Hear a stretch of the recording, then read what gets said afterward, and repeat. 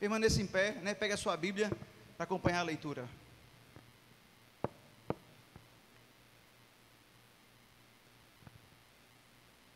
Eu cumprimento os irmãos com a paz do Senhor Jesus. Amém? Coisa boa estarmos aqui. Vamos ler logo a palavra para que os irmãos possam sentar e depois eu faço algumas considerações. Abra a sua Bíblia no livro de Lucas, capítulo de número 1. Lucas, capítulo de número 1. Quem achou, diga: eu achei. Quem não achou, diga: eu vou achar. A gente espera. Amém? A partir do versículo 5. Diz assim: nos dias de Herodes, rei da Judéia, houve um sacerdote chamado Zacarias, do turno de Abias. Sua mulher era das filhas de Arão e se chamava Isabel. Ambos eram justos diante de Deus, vivendo irrepreensivelmente em todos os preceitos e mandamentos do Senhor, e não tinham filhos, porque Isabel era estéril, sendo eles avançados em dias. Ora, aconteceu que, exercendo ele diante de Deus o sacerdócio, na ordem do seu turno, coube-lhe por sorte, segundo o costume sacerdotal, entrar no santuário do Senhor para queimar o incenso. E durante este tempo, toda a multidão do povo permanecia da parte de fora, orando. E eis que lhe apareceu um anjo do Senhor em pé, à direita do altar do incenso, e vendo-o, Zacarias turbou-se, e apoderou-se dele o temor. Versículo 13.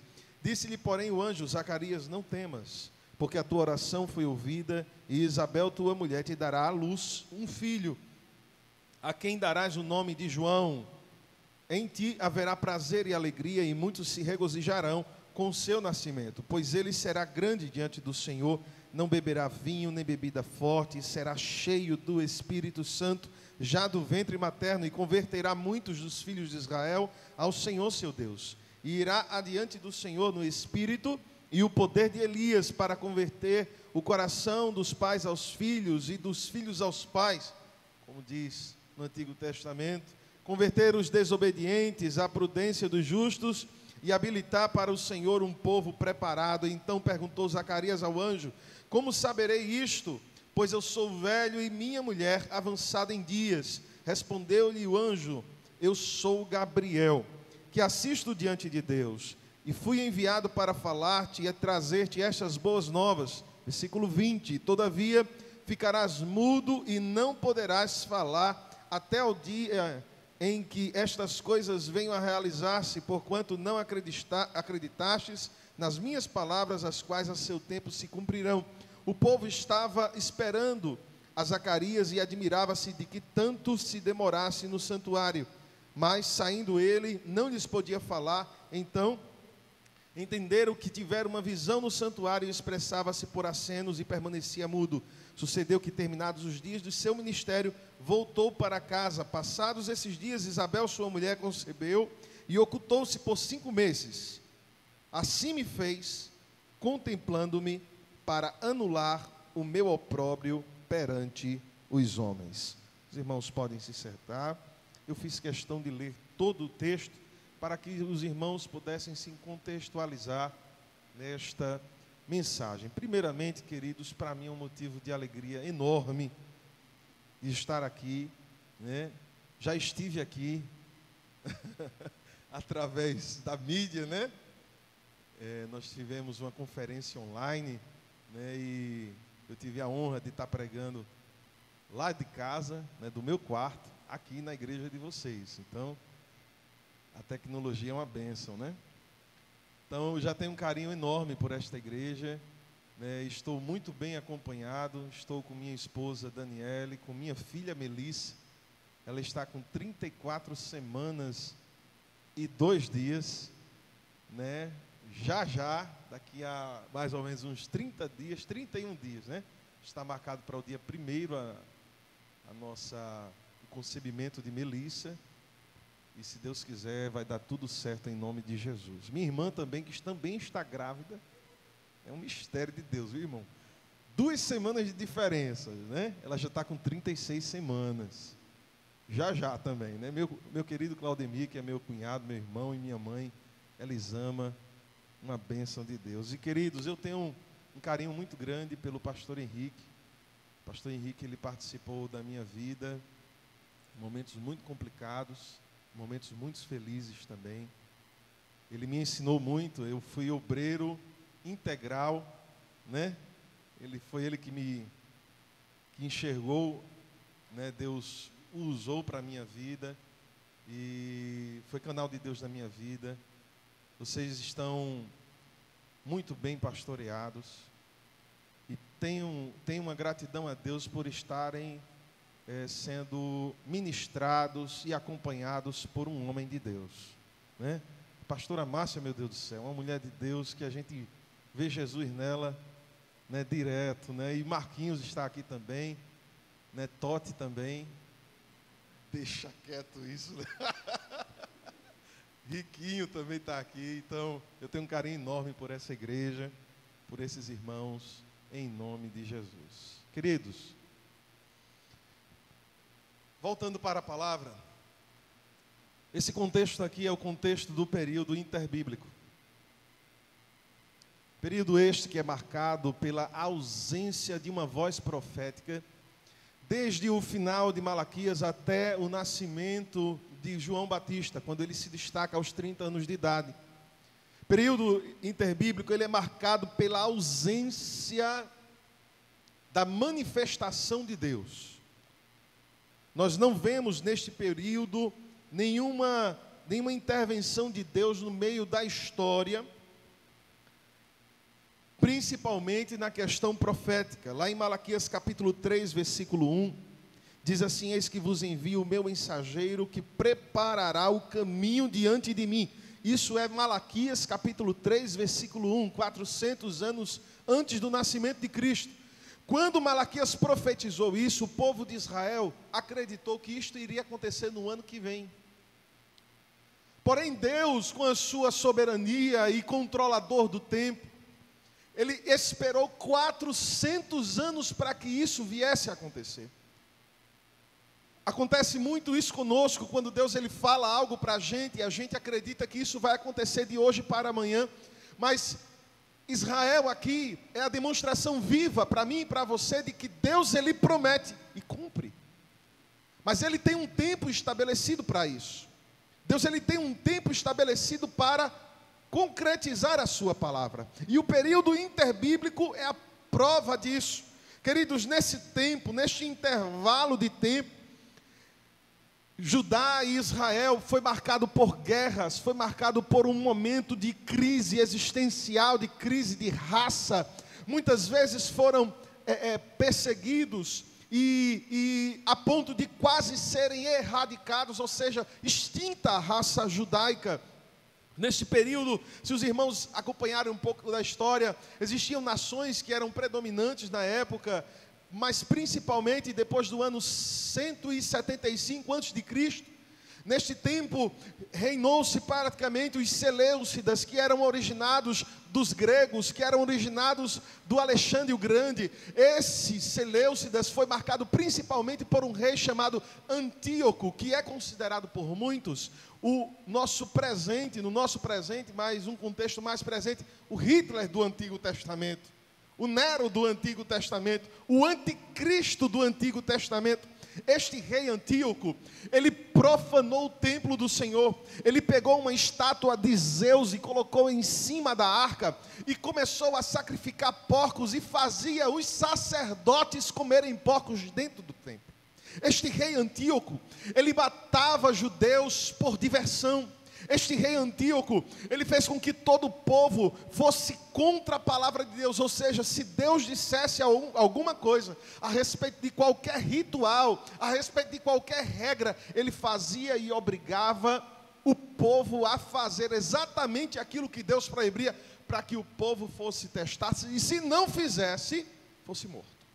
Então, o povo de Israel, ele passou por um período de silêncio de Deus, de ausência de manifestação de Deus. Foi um período muito difícil. Um período de extrema crise de fé. Isso foi pregado e profetizado por Daniel, capítulo 11. Você vai ler ali, vai ver toda essa história contada, já profetizada muito antes que iria acontecer. Neste tempo, irmãos, foi marcado também pela criação das seitas judaicas. Por exemplo, os fariseus, os saduceus, os essênios, os zelotes, os fariseus que começaram com a intenção maravilhosa, uma intenção linda, uma intenção pura, de somente ficar revisando a lei e fazer com que aquilo entrasse, mas eles se apegaram a ritos, a costumes, se apegaram a coisas, se apegaram a um estereótipo que era formado por aquilo que eles acreditavam que era santo ou não era santo, e daquilo sim, a partir daquilo sim, aquilo ali era lei, aquilo era mais lei, os seus costumes eram mais lei de Deus do que mesmo a própria lei de Deus. Eles se refutavam no código de Hammurabi, que é muito mais antigo do que a Torá, e faziam com que aqueles costumes estivessem presentes na sua vida, muito mais do que a lei do Senhor.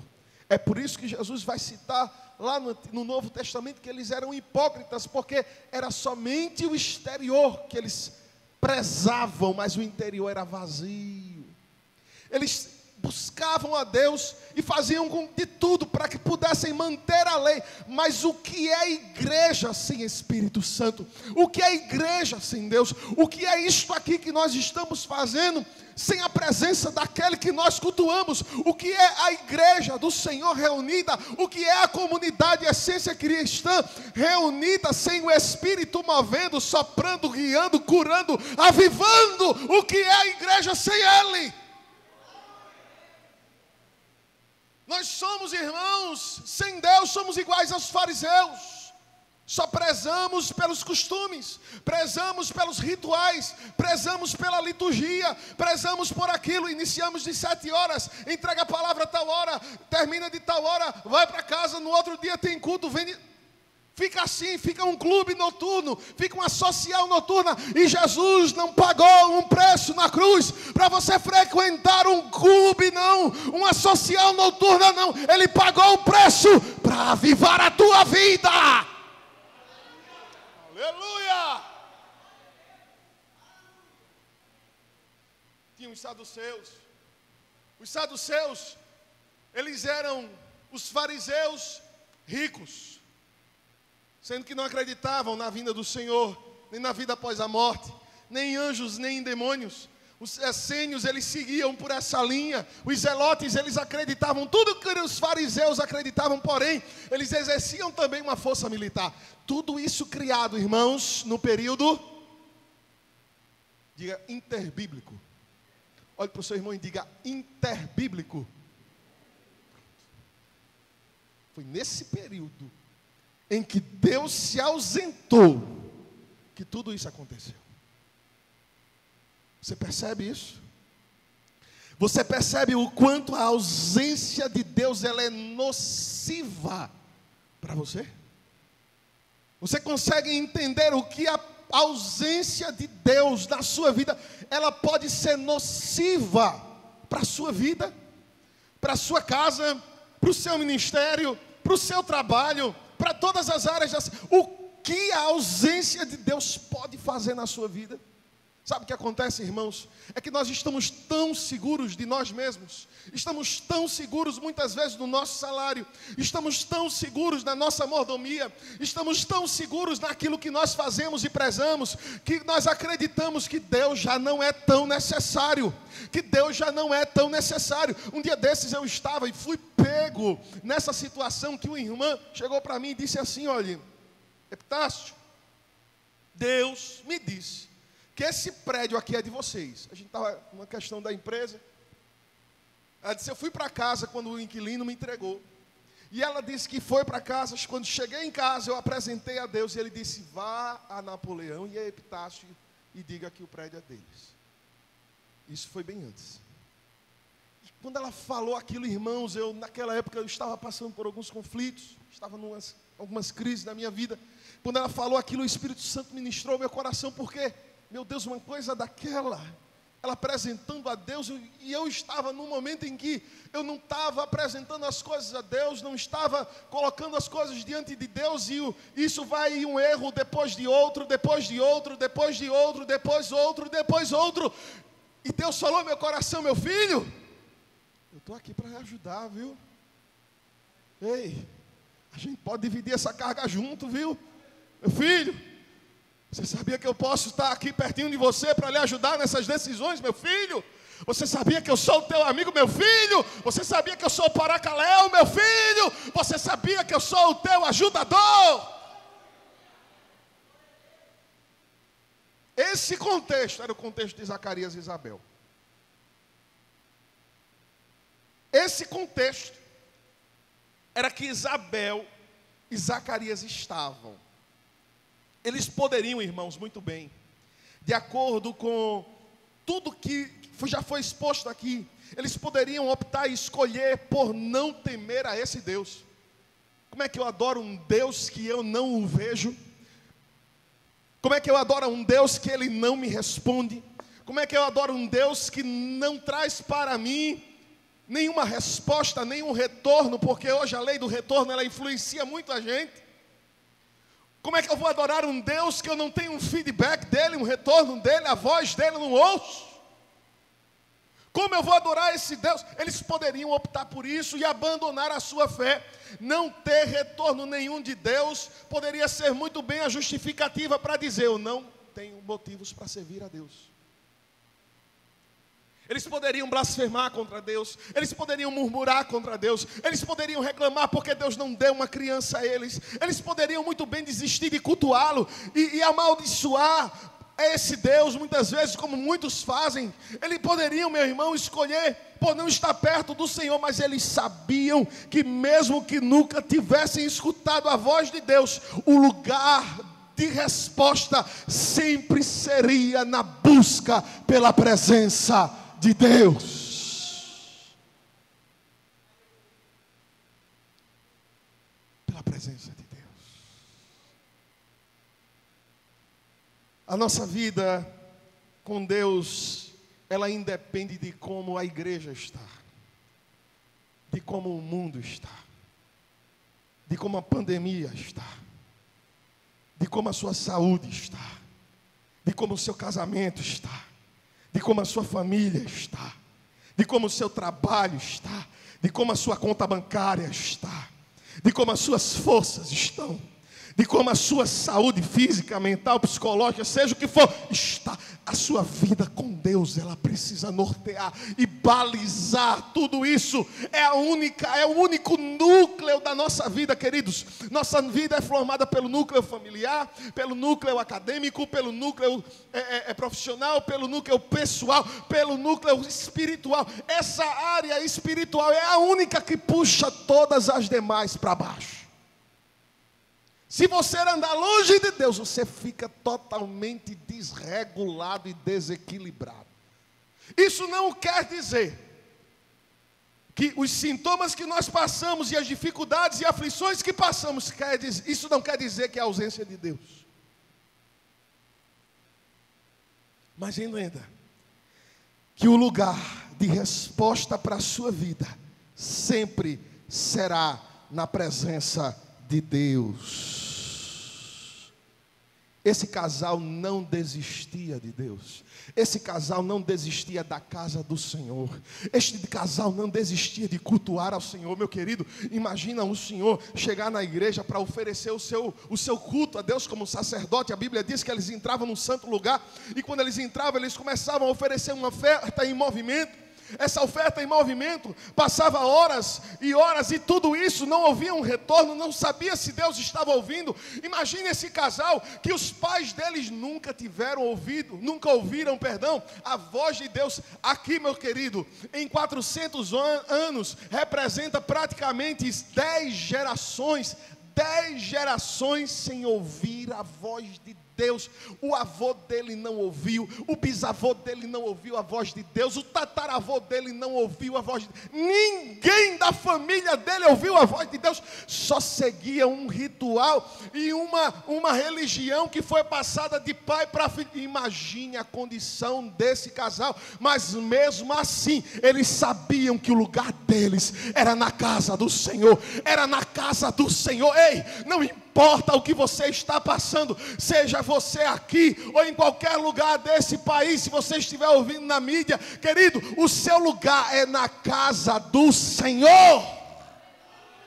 O lugar de resposta é na casa do Senhor. O lugar onde você deve estar é na casa do Senhor, meu querido. Você precisa se plantar neste lugar. Salmo 92, versículo 13 diz assim: os que estão plantados na casa do Senhor florescerão nos átrios do nosso Deus. Ei, plantado, enraizado, aqui junto, família, igreja, quando você está plantado, vai florescer a sua vida.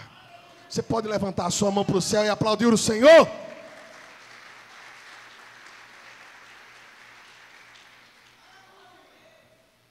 A sua raiz precisa estar aqui. A sua raiz precisa estar aqui. Um dia desse eu estava contando, pastor, que eu sou filho de um pastor de uma igreja, venho de uma igreja extremamente tradicional, em que os líderes no púlpito começavam a imitar línguas estranhas e todo mundo ria, né? Fui criado assim, não é verdade, mamãe? Assim. Tem suas qualidades. Amei a Bíblia por causa disso, por causa dessa igreja, por causa desse contexto. Eles prezavam pela leitura bíblica, pelo ensinamento bíblico. Mas Espírito Santo movendo, agindo, curando, batizando, não tinha. E Deus começou a trazer um avivamento sobre esta igreja. E eu com 14 anos de idade, em 21 de outubro de 2001, fui batizado nas águas. E eu comecei a me apaixonar por Jesus. Olha, Jesus aqui, era Jesus nas férias. Eu passava férias num projeto missionário. Eu fui para mais de 6 projetos missionários. Eram 27 dias em projeto missionário. Eu e minhas irmãs, não é verdade, Saninha?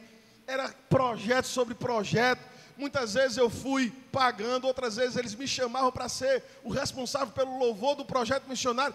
E Deus começou a fazer algo na minha vida, meu querido, que muitas vezes eu estava no púlpito, cantando, ministrando louvor lá, daquele jeito, e vinha aqui um negócio na garganta que ficava apertado, e eu querendo, o Espírito Santo querendo fazer algo, e eu preso, não dava, não deixava, até que um certo dia eu fui para o meu quarto, e dentro do meu quarto, Jesus me batizou com o seu Espírito. Sabe por quê, querido? Porque o lugar de você estar é na presença, é na casa do Senhor. O lugar de resposta é aqui dentro. O lugar que Deus vai se manifestar é aqui dentro. Muitas vezes você chega neste lugar sem forças, não sabendo qual é a direção para tomar, e Jesus vai no coração dos pastores que tem aqui e vai ministrando no coração deles. Olhe, durante o dia, durante uma semana, porque para chegar aqui nesse púlpito não é assim não, fast food não é chegar, preparar de tarde, não, é horas de oração, é jejum, é busca de Deus, é leitura bíblica, é leitura de outros livros, até chegar aqui e apresentar a vocês. Mas entenda, Deus já vem ministrando no coração deles, e muitas vezes Deus preparou tudo para que você chegue aqui, seja avivado, seja renovado, levante a sua cabeça, saia deste lugar, e muitas vezes você não vem, muitas vezes você está desfocado, muitas vezes você está perdido, e Deus está dizendo: meu filho, eu quero te encontrar na minha casa hoje. Eu não tinha preparado para falar isso, mas entenda uma coisa. Você na Bíblia e eu somos comparados a ovelhas. Diga ovelha. Diga ovelha. Olhe para o seu irmão, aponte para ele e diga assim: você. Diga mais forte, diga você. Ô irmão, diga mais forte, diga você. Não passa de uma ovelha.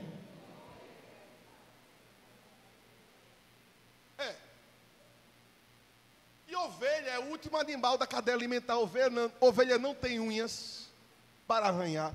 Ovelha não tem um rabo grande para poder tanger os mosquitos. Ovelha não tem dentes afiados para morder. Ovelha não tem espinhos. Ovelha, ela é um animal que depende única e exclusivamente de um pastor. Ovelha é tão dependente, pastor Henrique, que se você deixar uma ovelha num pasto, durante algum tempo, ela vai comer ali naquele pasto, a comida vai acabar, ela vai defecar, ela vai comer as próprias fezes, vai adoecer e vai morrer.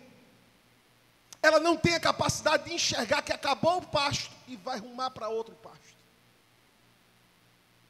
Ela não tem essa capacidade, sabe por quê? Porque ela precisa de um pastor que diga: minha filha, o horizonte aqui acabou, viu? Tem um novo horizonte para você ali. Tem um novo momento para a sua vida ali. Tem uma nova graça para você naquele lugar. Tem uma nova direção do Senhor para ali. Aí Deus coloca isso no coração do pastor. E você precisa estar apto para ouvir aquilo que Deus ministrou, seu ungido. Entenda, o seu lugar é aqui. Chegar em casa, conhece um irmão que não veio hoje, ligue e diga: irmão, o seu lugar é lá, viu? Ei, pandemia, meu querido, já passou em nome de Jesus, viu? É só se proteger, botar álcool em gel, viu? E venha-se embora para a igreja trabalhar para Jesus, porque a obra, ela não parou não, a obra vai continuar, essa igreja vai continuar. Arabaxandaraquetorabacira. Vai continuar. Negócio de pandemia parar a igreja, ninguém parou a igreja. Querido, entenda uma coisa, que as portas são instrumento de defesa, não é de ataque não. Quando a Bíblia vai dizer lá que as portas do inferno não prevalecerão contra a igreja, não é que o diabo está pegando a porta e está atacando na igreja não. Ele está fechando a porta e a igreja está avançando. Se o inferno não para a igreja, o que dirá uma pandemia? Dará sobre a daqueiroma itorabaciterebas. Permaneça na casa do Senhor, firme na casa do Senhor. Não olhe para fulano nem para ciclano não, olhe para Jesus. Olhe para Jesus. Olhe para Jesus. Oh, aleluia.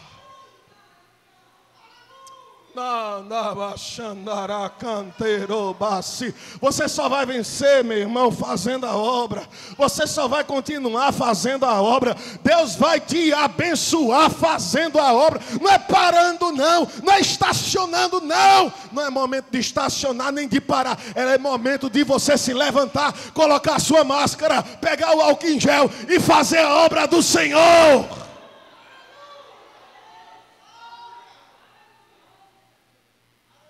Chamar a gente de louco. Chame, meu querido. A gente é chamado de louco, olha.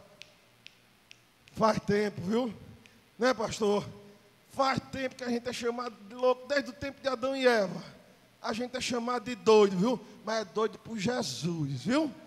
Complete a frase. É doido, mas diga assim: doido por Jesus. Complete a frase. Você pode aplaudir o nome do Senhor?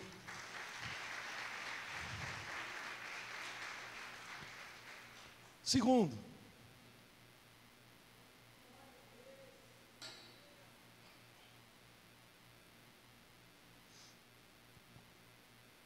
você precisa entender, e eu, primeiro, que o lugar de resposta é sempre: diga aqui.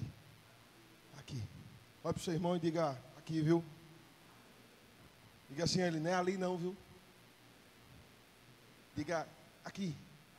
Certo? Aqui. Segundo, para fixar, irmão, eu gosto de repetir, eu gosto que a igreja repita. Não é para você falar para os irmãos. Eu sei que tem gente que não gosta disso, mas faz bem. Diga assim comigo: eu preciso compreender o tempo de Deus. O tempo de Deus. Eu preciso entender o tempo de Deus. Isabel, ela se refere a si mesma como opróbrio perante os homens. Ela se considerava a humilhação perante os homens. Porque entenda uma coisa, ter filhos nessa época para a mulher era fundamental. Era a função principal dela. Não se escandalize com o que eu vou dizer. Um cachorro era mais valioso do que uma mulher estéril. Um cachorro, naquela época, não é para Deus não, entenda. Para o costume da época, certo? Para a mentalidade da época, uma mulher, um cachorro, era mais útil do que uma mulher naquela época, que fosse estéril. Porque não iria dar continuidade à geração do genitor. Então, a mulher, quando ela se via estéril, quando ela casava com um homem, quando passava os primeiros meses e ela não engravidava, quando passava os primeiros anos e ela não engravidava, ela começava a entender que ela foi amaldiçoada, que Deus não a tinha com misericórdia, com graça, que Deus não tinha o seu olhar inclinado para ela. Era considerada uma pessoa, uma mulher, um ser com defeito de fabricação. Entenda que esse casal aqui, ele almejou essa bênção. Esse casal chamado Zacarias e Isabel, eles ansiaram um filho. Qual é o casal que casa e não quer um filho? É muito difícil. Existe hoje uma nova cultura, um novo momento, é verdade, nós não podemos julgar, mas a maioria, vou dizer aí 90% dos casais, quando casam, eles pensam na formação de uma família tendo um filho. E esse casal aqui não era diferente. Imagine que Zacarias e Isabel passou anos orando por isso. Imagine que esse casal aqui, ao verificar a sua esterilidade, eles começaram a pedir ao Senhor e a clamar ao Senhor, sabendo da história de quem? De quem? Na Bíblia, quem? Vamos lá. Sara. Quem mais? Ana. E tantas outras mulheres que eram estéreis. Sua história foi escrita na Bíblia. E eles liam a Torá, liam a Bíblia e viam o poder de Deus se manifestando na vida dessas mulheres. Entenda que esse casal almejou muito essa bênção, irmãos. Imagine você casando jovem, com 20 anos, 25 anos, você querendo um filho, casado, não teve o primeiro ano, e 5 anos, e 10 anos passou-se, e 15 anos, e 20 anos, e 30 anos, chegou a fase de estarem idosos, de menopausa, de acabar tudo, de não ter mais esperança nenhuma, até que este assunto deixou de participar do convívio familiar. Já não se falava em filhos dentro da casa de Zacarias e Isabel. Já não se falava na possibilidade de Deus fazer um milagre. Por quê? Porque já eram idosos. Já não tinha mais possibilidade. A mulher não tinha mais possibilidade. Já não tinha mais possibilidade. Entendam que esse casal deixou de orar por isso. Deixou de orar por um filho. Deixou de clamar a Deus um filho. Isso não fazia mais parte da lista de oração. Deus, Pai amado, eu quero te agradecer por esse dia, muito obrigado por tudo. Eu quero te pedir por não tinha mais um filho não, na oração não. Eu quero te pedir pelo alimento, eu quero te pedir por isso. O filho já não tinha. Por quê? Não tinha mais possibilidade. E Deus resolve aparecer nesse momento. Deus resolve aparecer exatamente no momento em que é improvável, impossível, incalculável, é impossível acontecer. Deus apareceu. Zacarias e Isabel não tem mais possibilidade. Deus apareceu. Eu não vejo mais formas de Deus fazer algo. Deus apareceu. Eu já perdi as esperanças disso. Deus apareceu. Oh, glória a Jesus! Eu não vejo mais como Deus pode avivar. Deus apareceu. E entenda que filho na Bíblia sempre é um novo começo. Estava Israel já acabado, com todos os juízes que tinham passado. Os filhos de Eli, Ofni e Finéias prostituíam no templo. Não tinha mais esperança de Deus se manifestar. De repente, Deus usa a oração de Ana para que através do filho que fosse colocado no seu ventre, uma nova e belíssima história viesse sobre Israel. Entenda que todo nascimento é uma nova história e bela história que Deus está formando. Entenda que todo nascimento na Bíblia é o início de um novo momento para a vida de Israel. E nesse momento Deus estava dizendo: chegou o tempo de eu me manifestar na terra. Chegou o tempo do Pai descer para a terra. Chegou o tempo do Filho se tornar verbo vivo e salvar a humanidade. Chegou o tempo de Deus agir. Querido, eu não sei o que você está passando. E eu também não quero aqui jogar palavras ao vento para ver se atinge alguém. Mas eu quero sim ser boca de Deus neste momento para te dizer que o Senhor, Ele tem a hora exata de agir na tua vida. Que Ele tem a hora certa de chegar e mudar toda a situação. De mostrar que é o Deus do improvável, o Deus do impossível, o Deus que muda a situação e que faz novas todas as coisas.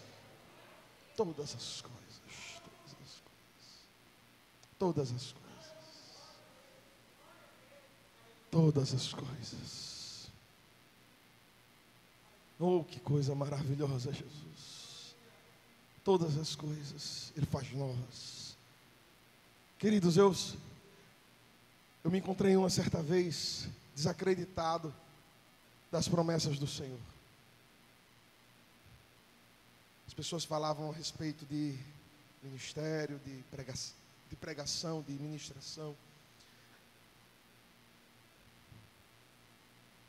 E eu não aceitava mais. Minha família é prova disso, minha esposa é prova disso. E depois de algum tempo ela me disse que ela orava por isso, né?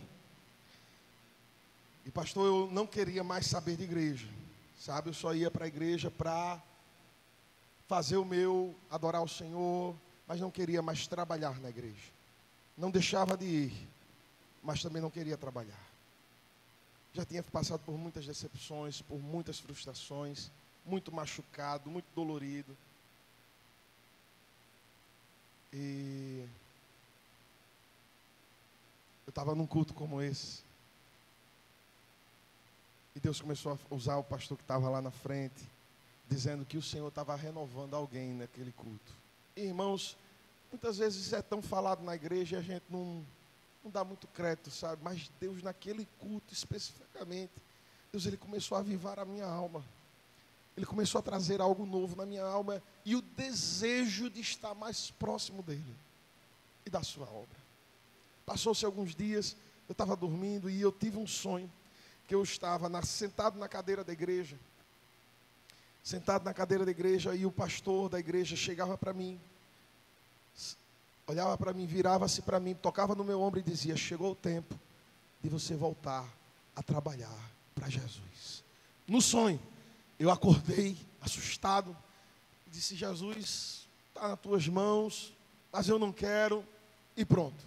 Passou-se uns 15 dias, teve uma festa lá na igreja, acabou o culto, eu fui beber uma água, eu fui andando pelo caminho da igreja, pelo corredor da igreja, de repente vem o pastor no meu encontro, ele vira para mim, toca no meu ombro, aponta o dedo para mim e disse: chegou o tempo de você voltar a trabalhar para Jesus. Idêntico ao sonho que eu tive. Sabe o que é isso, querido?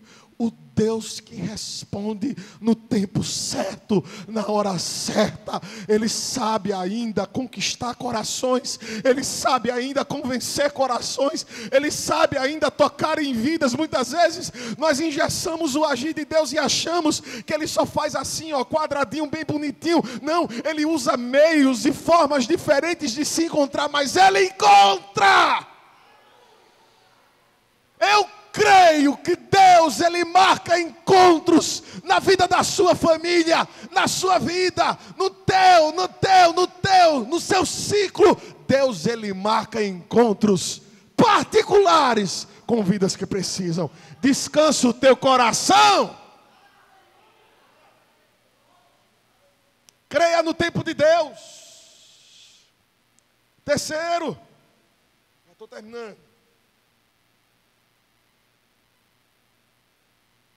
Você precisa entender os propósitos de Deus. E entenda que a aprovação, ela vem para o nosso crescimento.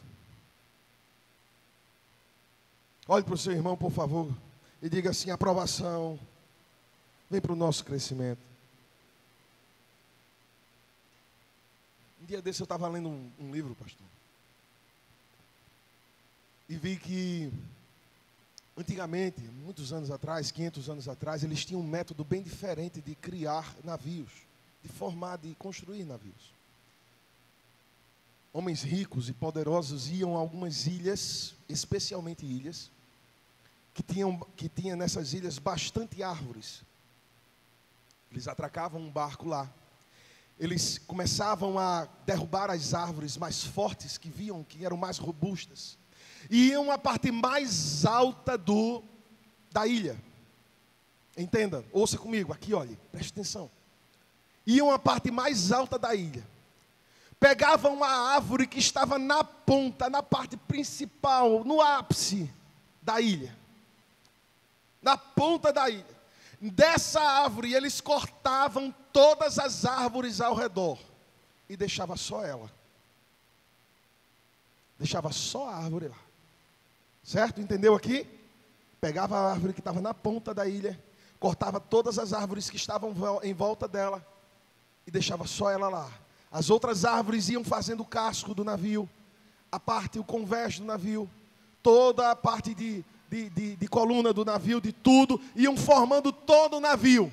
E quando estavam perto de terminar, depois de 6 meses de construção, depois daquela árvore ter sofrido toda espécie de tempestade, sol, de ventos, de tudo que é de dificuldade, de pressão do tempo, eles pegavam aquela árvore, cortavam ela e fazia dela o leme do navio. A parte que fica lá embaixo do navio e que dá a direção certa. Eu achei isso muito lindo, irmão. Sabe por quê? Porque Deus muitas vezes faz com que nós sejamos aquela árvore. Coloca a gente no ponta de uma situação que só vem vento contrário, tempestade, sol quente, tudo que é tipo de dificuldade. Deus, Ele coloca a gente numa situação, no meio, no redemoinho, sabe, num furacão, que é todo tipo de dificuldade a gente enfrenta. Sabe para quê? Porque Ele tem um projeto específico para a nossa vida, e para que a gente cumpra esse propósito, a gente precisa pegar, irmão, peso. Precisa ter fundamento. Entenda o propósito de Deus para a sua vida. Entenda que Deus tem um projeto específico para você. Entenda que o Senhor, Ele tem o tempo certo de agir. E durante o tempo que Ele não age, que Ele não fala, que Ele não responde, não é tempo de você ficar ansioso, não é tempo de você murmurar, não é tempo de você abandonar a fé, não é tempo de você chutar o pau da barraca, não, é tempo de permanecer confiante em Deus. Entenda uma coisa, o que Deus tinha preparado para Zacarias e Isabel não era qualquer garotinho judeu. O que Deus tinha para Zacarias e Isabel não era qualquer filho, não. Era o precursor do Messias. Era aquele que iria preparar o caminho. Entenda que Deus, se Deus respondesse a Zacarias e a Isabel antes, eles não teriam um João Batista da vida. Entenda uma coisa, prefira a vontade soberana do que a vontade permissiva, porque a vontade permissiva oscila de acordo com a sua, mas a vontade soberana está escrita desde a eternidade. Entenda que Deus tem um projeto para você, tem um garotinho chamado João Batista para você. Entenda que Deus tem algo lindo para você. Olhe para o seu irmão do lado e diga assim: eu não vou preferir qualquer um, não. Eu quero João Batista. Cuidado com isso aí, viu, irmão?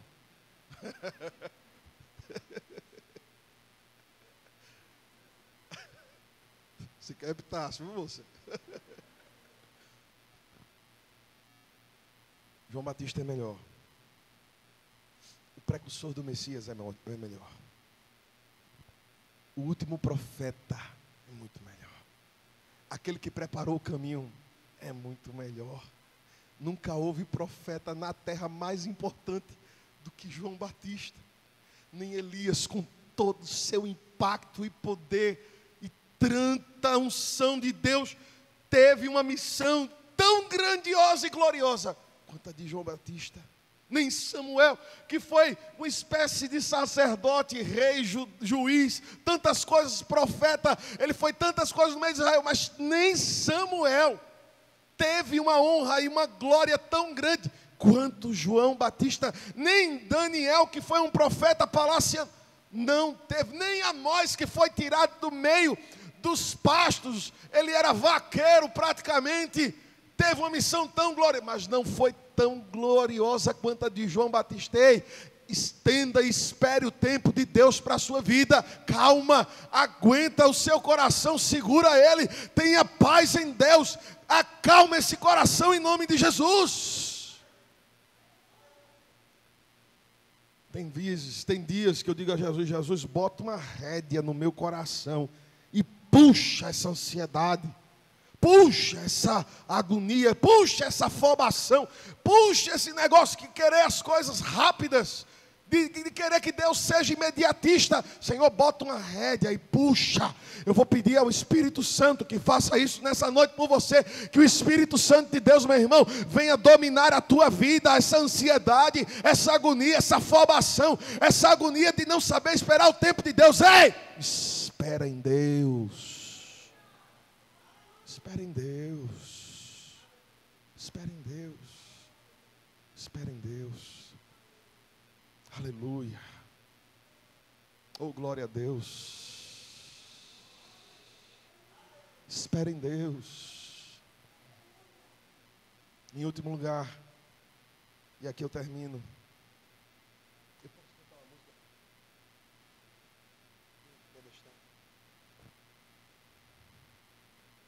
entenda uma coisa: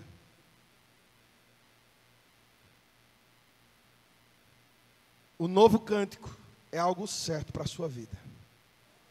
Não importa o tempo, mas é algo certo. Quando você for ler, chegar em casa, dê uma lida no capítulo 1 inteiro.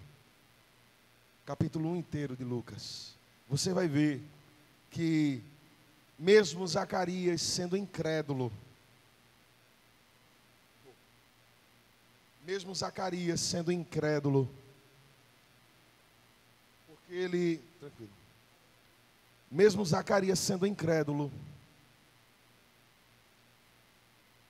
quando ele viu Gabriel, quando ele viu toda aquela situação, Deus prometendo, falando algo novo para eles, dizendo que traria João Batista, e ele duvidou. Olhe para cá.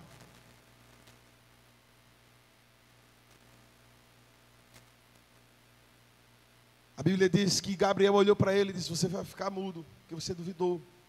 E mesmo que isso tenha acontecido com ele, quando João nasceu, Zacarias gritou, falou, cantou, esbravejou a sua vitória, irmão. Oh, querido, eu creio num Deus que dá vitórias.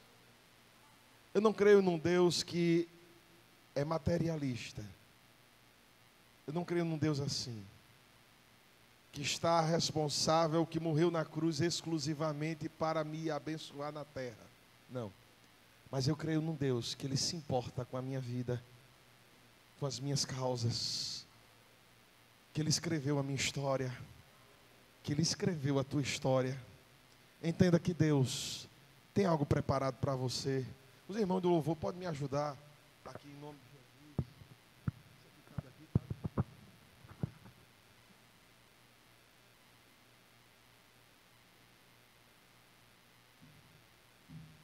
Você pode ficar de pé em nome de Jesus? Rapaz, eu vou tocar no violão do pastor Henrique.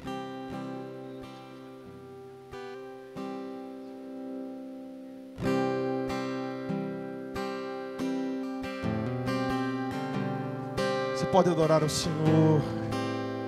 Depois de uma mensagem que diz como essa, você pode levantar as suas mãos e dizer: Senhor, eu resolvo descansar em Ti. Levante as suas mãos em nome de Jesus e diga assim: Senhor, diga mais forte: Senhor, eu resolvo descansar em Ti. Diga: Senhor, eu resolvo descansar no Teu agir. Aleluia. Diga comigo: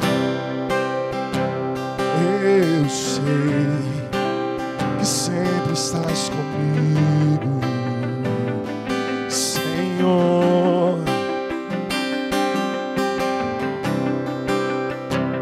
Também sei que nada acontece sem a Tua vontade,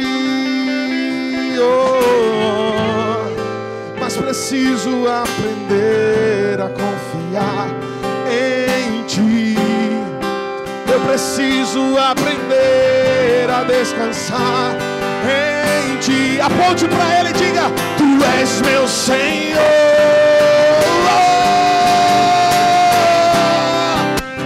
Todas as coisas. Você crê nisso? Aleluia!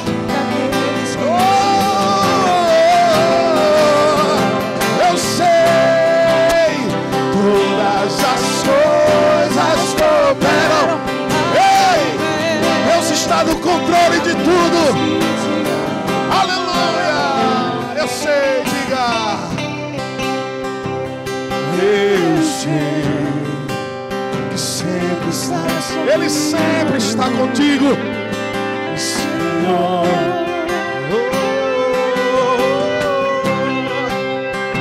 Eu também sei que nada acontece. Ele está no controle de tudo. Somente as vozes, diga assim: mas preciso aprender em Ti. Mas preciso aprender em Ti. Tu és meu Senhor. Levante suas mãos e diga: todas. Você pode acreditar nisso? Você pode resolver acreditar nisso? Ou diga isso mais forte: todas as coisas, tudo Ele planejou, Ele encaixou as peças para que você chegasse aqui e assumisse que Ele está no controle de tudo.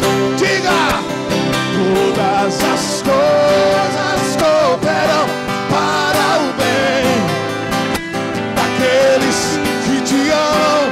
Jesus, Jesus, todas as coisas daqueles que te amam.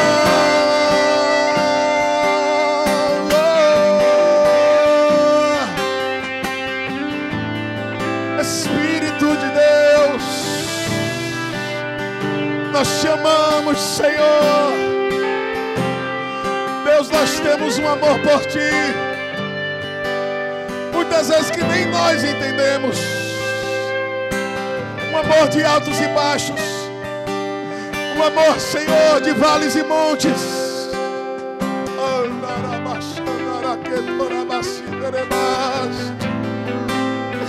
Um amor, Senhor, que uma hora está tão perto e outra hora está tão longe.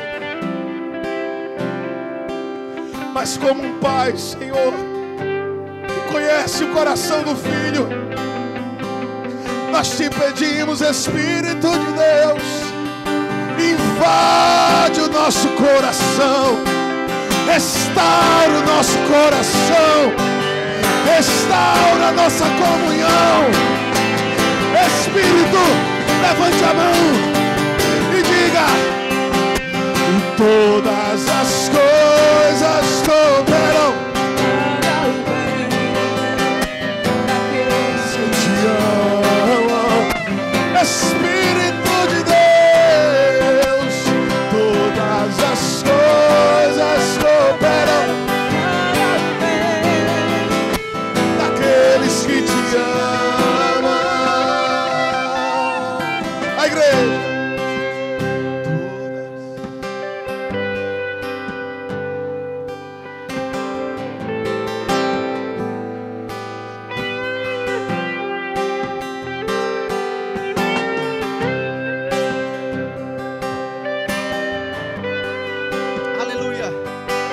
Levantar a sua mão assim, aleluia. Oh Espírito Santo de Deus, quero vir só a igreja adorando. Todas as coisas cooperam.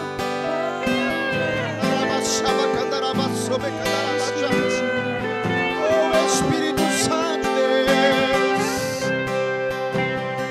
todas as coisas cooperam para o bem daqueles que te amam, Jesus. Todas as coisas cooperam para o bem daqueles que te amam, Jesus. Todas as coisas cooperam para o bem daqueles que te amam. Aleluia, aleluia.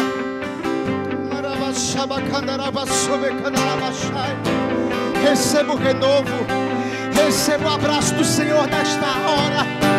Receba o abraço do Senhor, receba o abraço do Senhor, receba a unção, receba o avivamento aqui neste lugar.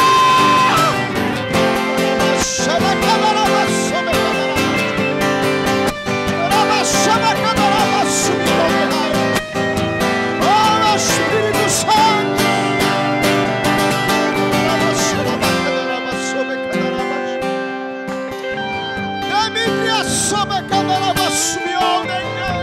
aleluia, Deus, aleluia, aleluia, aleluia, aleluia. Santo, santo, santo, santo, santo, santo, santo és, santo és, santo és, santo és, és santo, és santo, és santo, és santo. Abra sua boca e adore, receba o renovo, receba a cura no teu corpo, receba a cura no teu corpo aqui. Só a igreja adorando agora, todas as coisas, todas as coisas. Aleluia. Receba a cura no teu corpo, receba a cura na tua alma, receba renovo. Aleluia.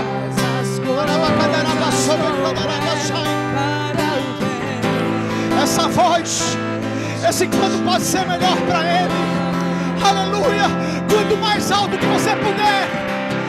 Todas as coisas. Levante sua mão, adore a Ele. Você é livre para adorar nesse lugar. Livre.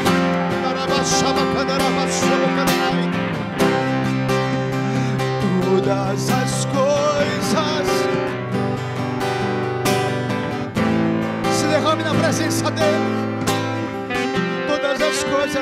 Deus, todas as coisas, Deus, todas as coisas.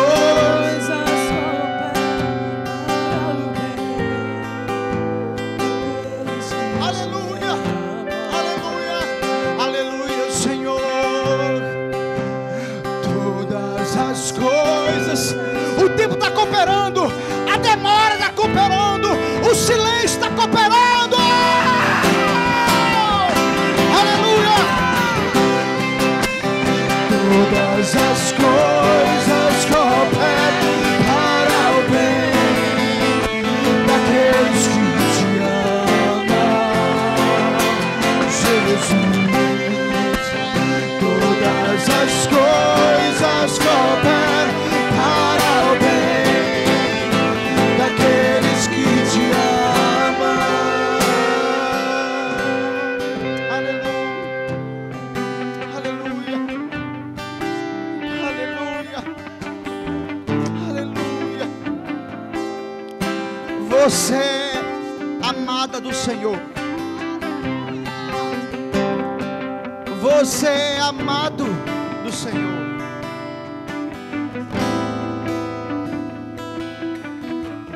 Aleluia. Ah, como você é amada dele.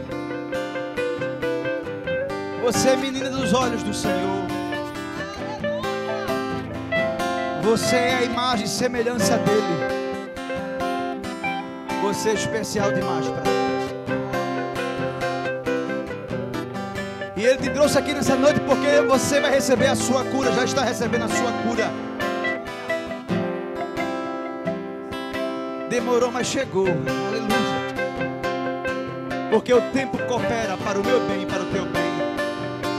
O silêncio de Deus coopera para o meu bem e para o teu bem. Feche seus olhos só um pouquinho. Senhor, obrigado por essa noite. Aleluia. Obrigado pela tua palavra. Ah, Espírito Santo, me ajude aqui neste lugar, Senhor.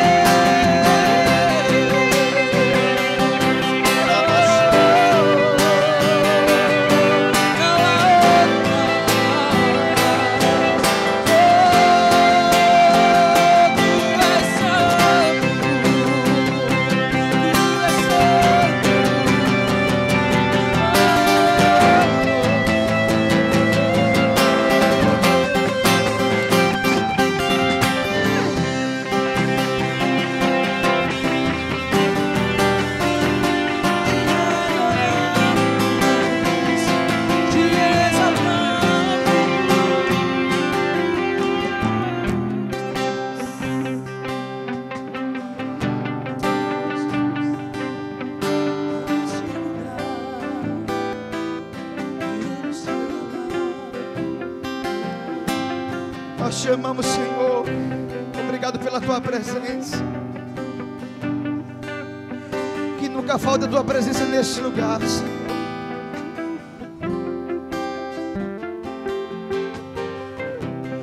E Deus manda dizer para alguém: aleluia. Se prepare, porque a madre foi aberta hoje.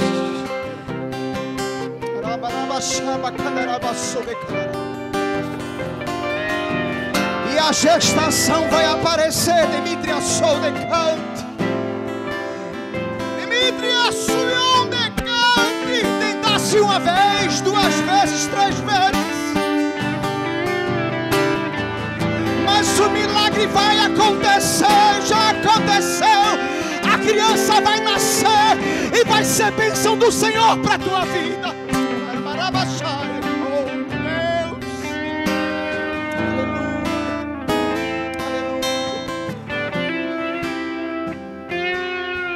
Obrigado pela tua palavra, Senhor.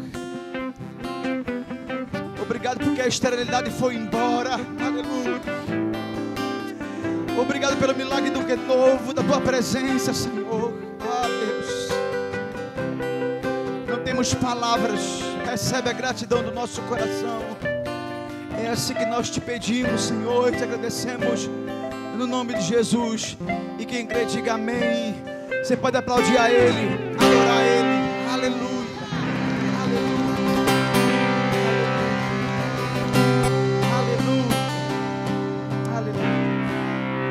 Estou saindo daqui mais crente.